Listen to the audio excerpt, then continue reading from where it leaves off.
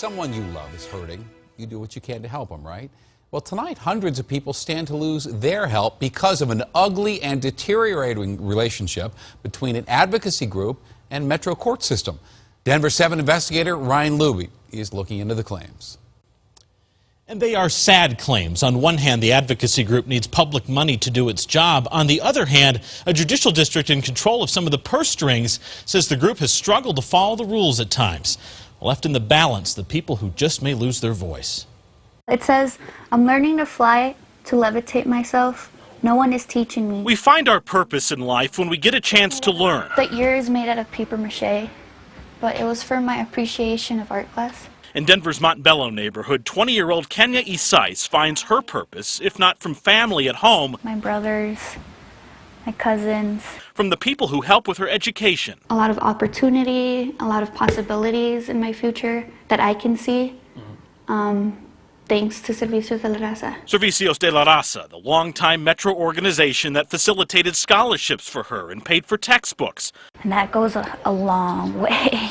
All of that while it also advocates for other low-income people, including victims of violence, who generally just need someone in their corner. To get them stable, to get them safe, stable, and thriving. Rudy Gonzalez, executive director of Servicios, says that's especially true in Denver's North Metro just in the last year. We made 223 clients safe. We helped 223 clients become stable. The trouble now, a rift between Servicios and the 17th Judicial District serving Adams and Broomfield counties. The two had a working relationship in the last few years, with the district funding Servicios in part through its Victims Assistance Grant Fund.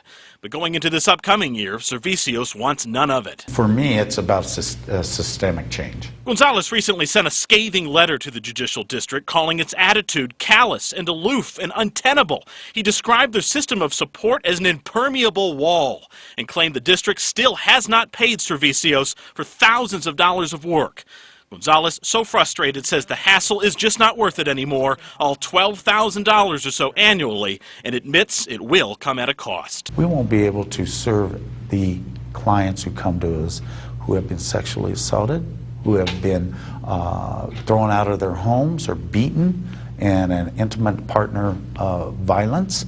We won't have the bandwidth to serve them without adequate funding. The breakdown stems from a disagreement over paperwork, of all things. It's about documentation for the use and purpose of grant funds. That's the defending argument from Kate Horn-Murphy, the administrator of the Victims Assistance Fund in question. She showed Denver 7 Investigates the records that prove Servicios, for instance, submitted 2 different sets of time cards at one point last year, raising questions about just how well it's managing its staff and money.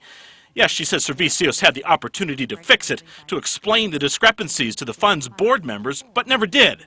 The result, a large chunk of money permanently denied. Yes, I can honestly say that I've made a good faith effort to answer all their requests in the best way possible. She admits, however, communication could have been better. Whether it be in person or by telephone. A concern that Servicios has had all along, saying the Judicial District has largely been inaccessible over the phone or in person. It needs to just be a more supportive community partner. I'm telling you, Servicios has helped me in big ways. Major ways. It's changed. It's made the road smaller. At the end of the day, people like Kenya benefit from groups like Servicios. I trust my ability more now, but I'm still afraid. I can't quite control my direction yet. People who just need that extra bit of support to find their purpose. I really like that passage. And simply find their way. Just because in this moment in my life, that's what I'm doing myself too.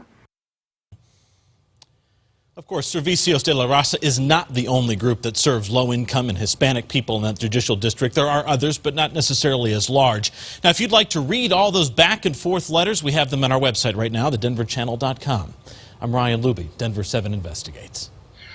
Well, the rain